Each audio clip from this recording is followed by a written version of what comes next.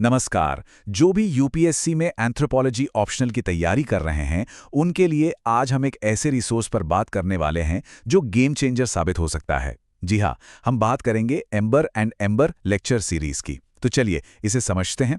हाँ, तो तैयारी की शुरुआत में अक्सर यही होता है ना? एंथ्रोपोलॉजी का वो इतना बड़ा सिलेबस देखकर दिमाग में पहला सवाल यही आता है कि भाई इसे कवर कैसे करेंगे।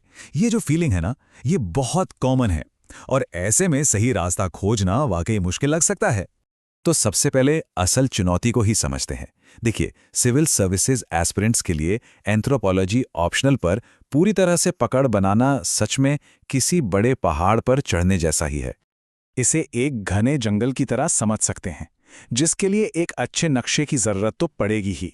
मतलब कहाँ से शुरू करें, फिजिकल और सोशियो कल्चरल एंथ्रोपोलॉजी को बैलेंस कैसे करें, और सबसे बड़ी बात, इतना सब कुछ याद कैसे रखें।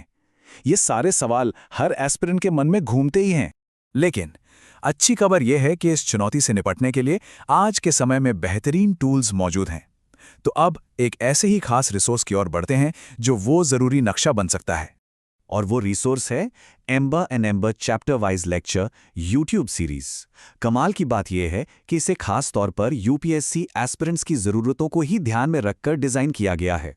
अब सवाल ये उठता है कि आखिर ये सीरीज इतनी खास है क्यों? इसकी सबसे बड़ी वजह है कि ये amber and amber text book पर आधारित है। देखिए, ये किताब एंथ्रोपोलॉजी की दुनिया में एक कह सकते हैं गोल्ड स्टैंडर्ड मानी जाती है, और यही बात इसे एक बहुत ही भरोसेमंद जरिया बना देती है। तो चलिए फिर अब इस वीडियो सीरीज की उन खासियतों को एक एक करके समझते हैं जो एक सिविल सेवा एस्पिरेंट के लिए सबसे ज्यादा मायने रखती हैं। तो इसकी जो कोर फीचर्स हैं वो स्क्रीन पर साफ हैं। पहली बात, ये चैप्टर वाइज स्ट्रक्चर्ड है। दूसरी, एक स्टैंडर्ड टेक्स्ट बुक पर बेस्ड है। तीसरी, ये कोर कॉन्सेप्ट्स पर फोकस करती है। और चौथी, ये पूरी तरह से यूपीएससी एग्जाम ओरिएंटेड है। और सबसे अच्छी बात, ये यूट्यूब पर बिल्कुल मुफ्त और सबके लिए एक्सेसिबल है। ठीक है, तो अब ये तो समझ आ गया कि ये रिसोर्स क्या है। अब बात करते हैं कि इससे ज़्यादा से ज़्यादा फ़ायदा उठाने के लिए इसे स्टडी रूटीन में अच्छे से कैसे शामिल किया जाए। और ये एक बहुत ही ज़रूरी सवाल है जो जाहिर है हर एस्पिरेंट के मन में आएगा। क्योंकि देखो, सिर्फ वीडियोस देख लेना ही तो काफ़ी नहीं होता है ना? एक सही स्ट्रैटेजी होनी चाहिए जो तैयारी को असल में मजबूती दे। तो इसके लिए एक बहुत ही प्रैक्टिकल 4 कदमों वाली स्ट्रैटेजी सुझाई जाती है। स्टेप 1, सबसे पहले टेक्स्ट बुक से चैप्टर को पढ़ना है।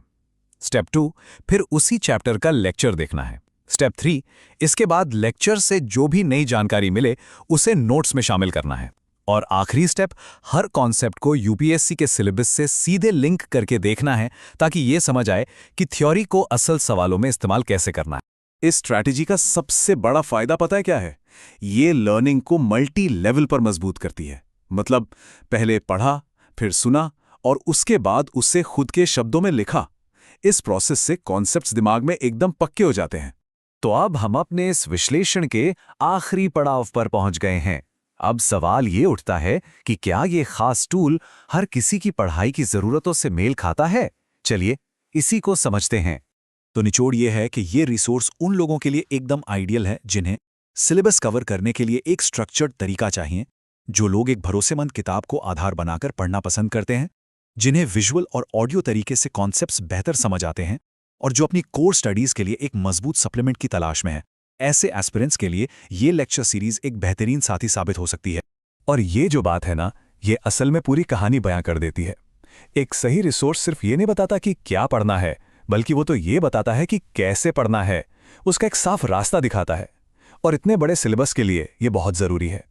तो इस चर्चा को हम इसी एक सवाल के साथ खत्म करते हैं। क्या सही संसाधन ही किसी की पूरी क्षमता को अनलॉक करने की असली कुंजी है? इस पर विचार जरूर करना चाहिए, क्योंकि सही उपकरण चुनना अक्सर आधी लड़ाई जीतने जैसा ही होता है।